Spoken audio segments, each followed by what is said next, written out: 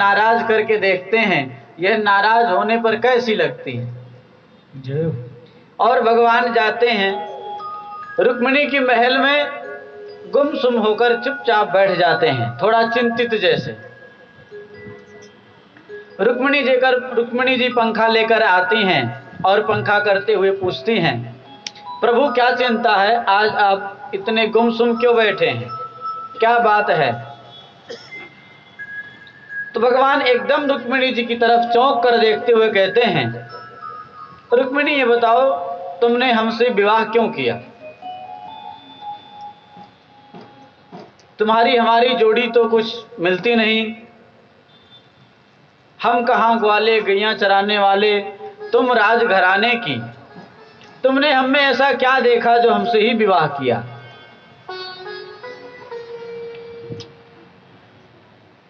और तुमने सोचा कि शायद यह बलवान होंगे इसलिए मैंने इनको वरा, लेकिन तुमने सुना है कि मैं शत्रु के डर से अपने जन्म स्थान को छोड़कर आज यहाँ समुद्र में बसा हूं। एक गुण है कि मैं चोरी बहुत करता था, यही मेरे पास एक गुण है।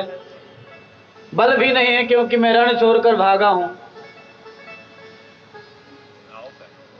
और मैं राजा कभी बन नहीं सकता, हमारे यहाँ तो सदैव राजा उग्रसेन ही रहेंगे। लेकिन जो शिशुपाल था वह चेदी देश का राजा था।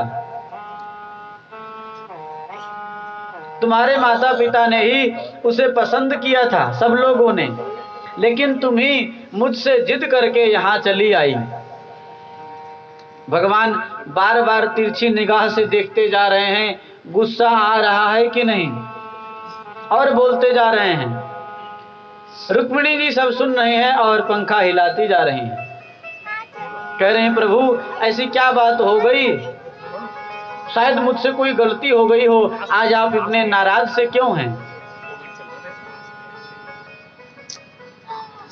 भगवान कहते हैं, देखो अभी भी टाइम है, और तुम कहो तो मैं अभी भी शिशुपाल से बात कर लूं,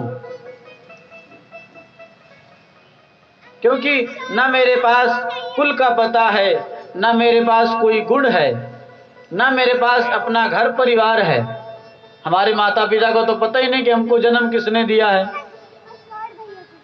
कोई खानदान का ही पता नहीं है। तो तुम कहो तो मैं अभी भी शिशुपाल से बात कर लूंगा, तुम आराम से अभी उससे शादी कर सकती हो। यह सुनकर महाराज रुक्मिणी जी कुछ बोली नहीं और वह मूर्छा होकर गिरने लगी, घबरा गई अंदर से। और जैसे ही गिरने लगी, भगवान चतुर्भुज रूप में प्रकट हुए, दो हाथों से उन्होंने संभाला, एक हाथ से पंखा करने लगे और एक हाथ से जल का छींटा देने लगे।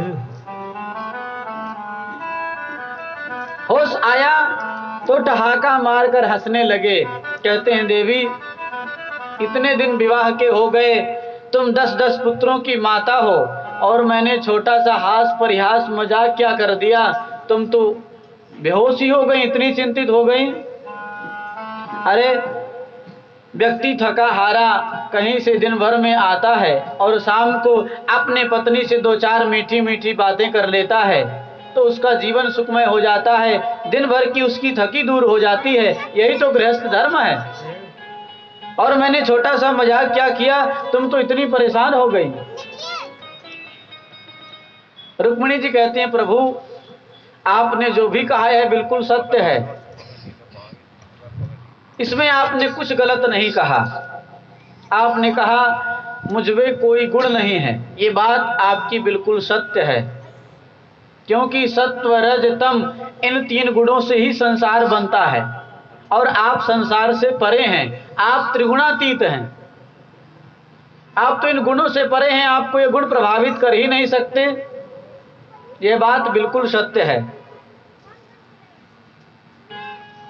और महाराज आपने कहा कि आप अपना घर परिवार छोड़कर समुद्र में बसे हैं, तो यह बात भी बिल्कुल सत्य है कि जब किसी भक्त का हृदय रूपी सागर काम क्रोध लोभ मोह मत्सर ईर्षा द्वेष छल कपट से खाली हो जाता है, तो आप अपना घर परिवार छोड़कर और उसके हृदय में निवास करने लगते हैं। आपका वहीं निवास हो जाता है।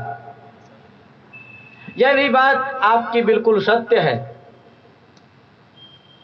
और महाराज रही बात राजा की, तो आप तो त्रैलोक्य को चलाने वाले हैं, त्रैलोक्य के राजा हैं, एक राज्य को लेकर आप क्या करेंगे? इस प्रकार जब उन बातों का इतना सटीक जवाब दिया रुक्मिणी जी ने, तो भगवान कहते हैं कि वाह, अगर मैं आज इतना मजाक ना करता, हास परिहास ना करता, तो मुझे तुम्हारे ज्ञान के बारे में, तुम्हारी योग्यता के बारे में पता ही नहीं चलता।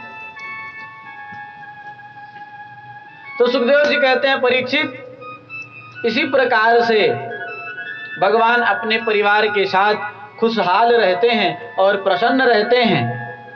वह कभी नाराज नहीं होते, कभी परेशान नहीं होते।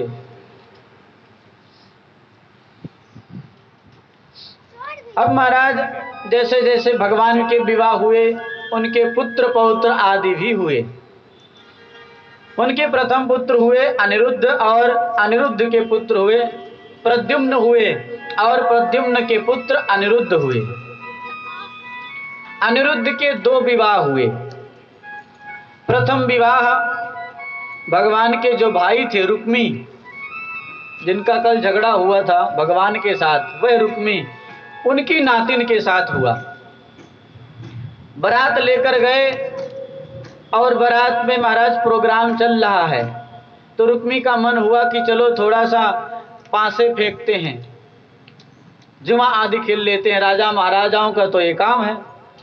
बलराम जी को साथ में लेकर महाराज बैठ गए और पासे फेंकने लगे। तो बार बार बलराम जी जीत जा रहे हैं और बार बार वह कहता है कि बलराम जी हार रहे हैं। तो जो रुक्मी के ठाकुर सुहाती थे, उनके दोस्त मित्र थे, वह रुक्मी की तरफ ही बोल रहे हैं कि यह सत्य बात है, बलराम जी बार बार हार रहे हैं। काफी देर तक ये चलता रहा। फिर महाराज आकाशवाणी हुई, तदा ब्रवीण नभो वाणीम बले नैव जितोग्लह।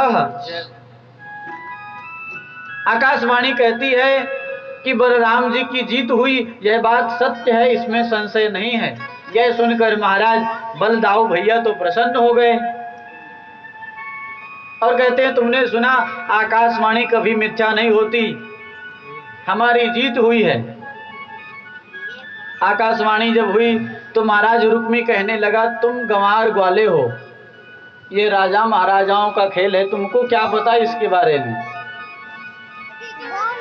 तुम तो गौओं के पीछे पीछे भागने वाले ग्वाले हो। यह सुनकर महाराज बलराम जी के सामने कोई जिंदा खड़ा रहे, ऐसा हो सकता है? उन्होंने अपना हल मूसल उठाया और कहते हैं, अभी तू मेरा पराक्रम देख, और हल से खींचकर एक मूसल मारा, सो ही गोविंदाय नमो नमः। रुक्मी की मृत्यु हो गई। और जैसे ही रुक्मी की मृत्यु हुई तो महाराज पत्रकार जो होते हैं वह भगवान के पास पहुंच गए और कहते हैं, इस घटना में आप क्या कहना चाहते हैं? तो एक तरफ रुक्मिणी के भाई हैं और एक तरफ बलराम जी कृष्ण भगवान के भाई हैं। तो महाराज अब भगवान क्या बोले? अगर वह यह कहते हैं कि नहीं, यह बिल्कुल सत्य हुआ, ऐसा ही होना चाहिए, तो रुक्मिणी जी नाराज हो जाएंगी कि हमारे भैया को मार दिया और ऊपर से कह रहे हैं कि यह बहुत अच्छा हुआ। भगवान ने सोचा, अगर हमने यह कह दिया कि नहीं नहीं, ये विवाह की बेला थी और विवाह के ऐसे शुभ अवसर पर नहीं मारना चाहिए था, तो दाऊ भैया हम पर बरस पड़ेंगे। तो ऐसी स्थिति में क्या करना चाहिए? तो भगवान मौन हो गए, ना इधर बोले और ना उधर बोले। दोनों को प्रसन्न रखने के लिए उन्होंने इस घटना पर अपना कोई भी विचार नहीं रखा। इस प्रकार महाराज रुक्मी की नातिन के साथ अनिरुद्ध का प्रथम विवाह हुआ।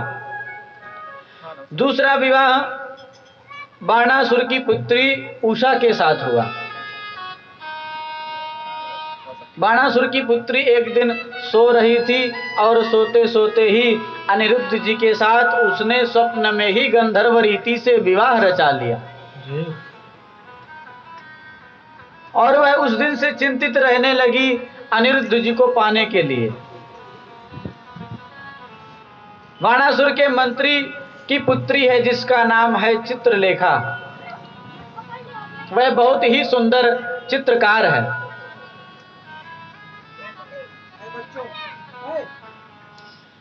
तो उसने इस घटना को चित्रलेखा से बताया और चित्रलेखा हजारों चित्र बनाती जा रही है और उषा को दिखाती जा रही है।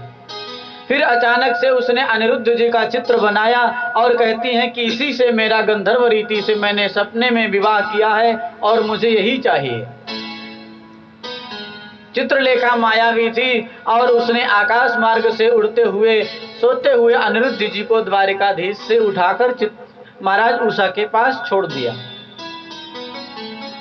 और बाणासुर के राजमहल में ही गुप्त रूप से अनिरुद्ध और उषा ने विवाह करके वहीं रहने लगे। एक दिन किसी बात पर दोनों लोग हंसने लगे तो पुरुष की आवाज कन्या के महाराज कक्ष से आ रही है। तो यह सुनकर द्वारपाल के कान खड़े हो गए।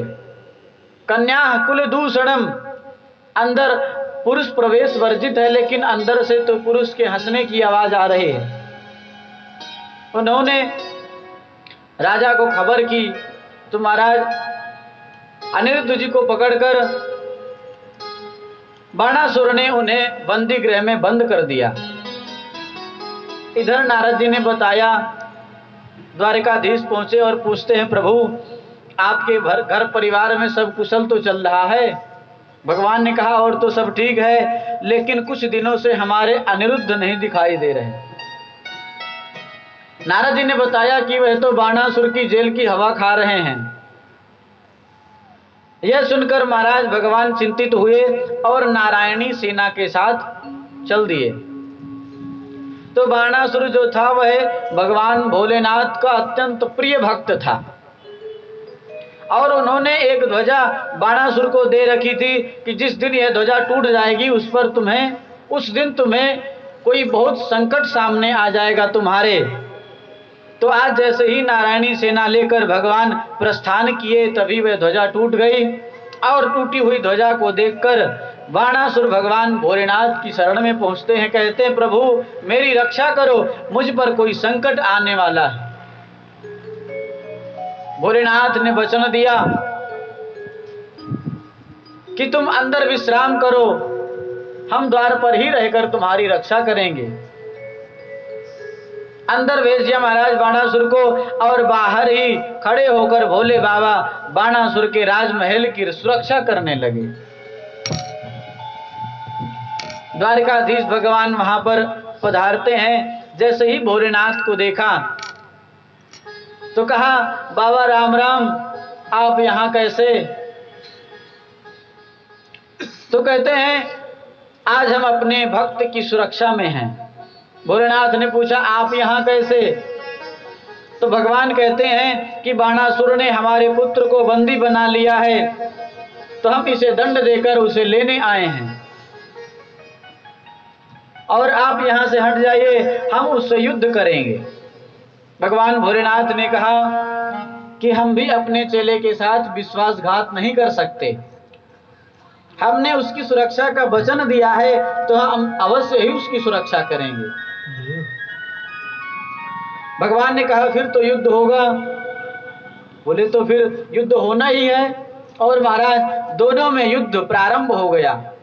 स्थिति यह आ गई कि भोलेनाथ का जो अचूक अस्त्र पशुपतास्त्र है वह भोलेनाथ निकालना चाहे छोड़ना चाहे और जो नारायणास्त्र है वह भगवान चलाना चाहे। उसी समय सभी देवी देवता ऋषि मुनि प्रकट होकर उनको रोकते हैं और कहते हैं कि आप दोनों विभूति अगर इस प्रकार से युद्ध करेंगे तो इस विश्व का संहार हो जाएगा।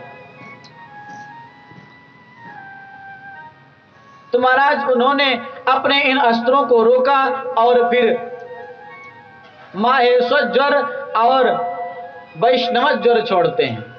ज्वर मतलब बुखार भी होता है और दोनों ने एक दूसरे पर अपना अपना ज्वर छोड़ दिया।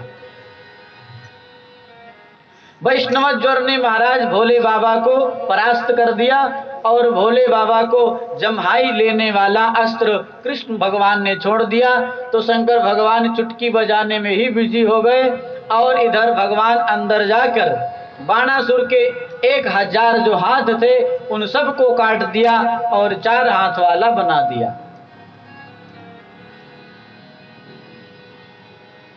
उनकी दादी माँ यह देखकर भगवान के सामने नग्न अवस्था में आ गई थी। तभी भगवान मुंह घुमाकर खड़े हो गए और बाणासुर वहां से भाग गया। इधर भगवान ने वह जम्हाई लेने वाले अस्त्र से शंकर भगवान को मुक्त किया और अपनी उषा अनिरुद्ध को साथ में लेकर बाणासुर ने भगवान के चरणों में समर्पित कर दिया और क्षमा मांगी। महाराज भोलेनाथ ने कहा कि मेरे शिष्य को आप क्षमा कर दीजिए। भगवान ने कहा कि अब हम इसे नहीं मारेंगे। महाराज और मैंने इसे अपने जैसा 4 भुजाओं वाला बना दिया है। तो हिरण्यकश्यप के पुत्र हैं प्रहलाद और प्रहलाद के पुत्र हैं विरोचन, विरोचन के पुत्र हैं बलि और बलि का पुत्र है बाणासुर। तो कह रहे हैं कि यह मेरे भक्त परिवार से है, इसको मैं कभी नहीं मार सकता और भगवान क्षमा करके वहां से चले जाते हैं। बोली राधा कृष्ण भगवान की जय हो, बांके बिहारी लाल की जय हो। श्री राधे बरसाने वाली, तेरो पुजारी है गिरधारी। श्री राधे हाँ राधे बरसाने वाली, तेरो पुजारी है गिरधारी। राधे बरसाने वाली, तेरो पुजारी है गिरधारी। देखिए राधा रानी के बिना बात नहीं बनेगी, सभी लोग गाएंगे कहेंगे राधे बरसाने वाली, मेरी राधे बरसाने वाली, ये तेरो पुजारी है गिरधारी। ओ मैया तेरो पुजारी है गिरधारी, तेरो पुजारी है गिरधारी, तेरो पुजारी है गिरधारी, तेरो पुजारी है गिरधारी, तेरो पुजारी है गिरधारी। देखिए सभी लोग गाएंगे, हाथ उठाकर कहेंगे मैया तेरो पुजारी है बनवारी, मैया तेरो पुजारी है बनवारी।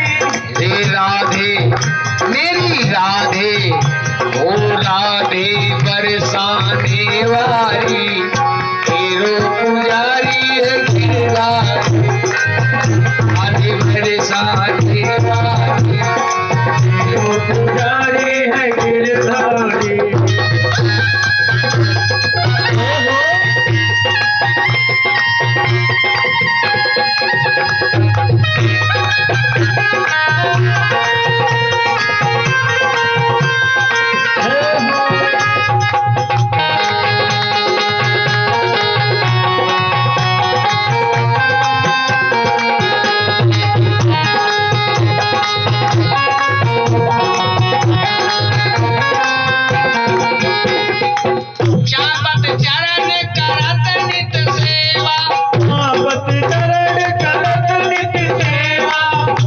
गाइए आप भी गाइए। चापत चरण करत नित सेवा, चापत चरण करत नित सेवा, बिन दर्शन नहीं होत कलेवा, बिन दर्शन नहीं होत कलेवा। कलेवा तो समझते हैं, नाश्ता नहीं करते बिना राधा रानी को देखे हुए। ताली बजाकर कहिएगा चापत चरण करत नित सेवा, चापत चरण करत नित सेवा, और बिन दर्शन नहीं लेत कलेवा, दर्शन नहीं लेत कलेवा। मेरी राधा लागे बड़ी प्यारी, अरे राधा लागे बड़ी प्यारी, देखो पुजारी है गिरधारी। राधा